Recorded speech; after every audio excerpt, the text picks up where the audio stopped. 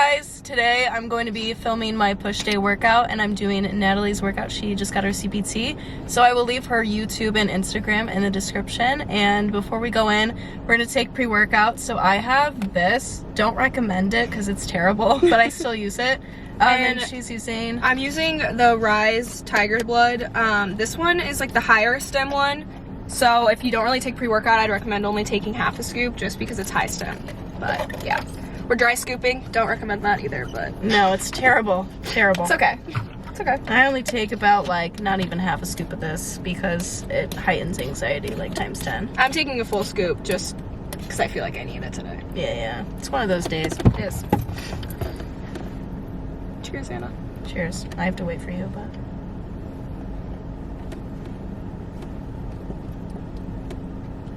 Thank you.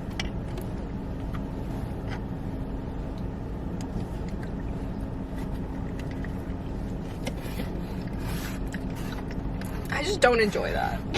Let's go.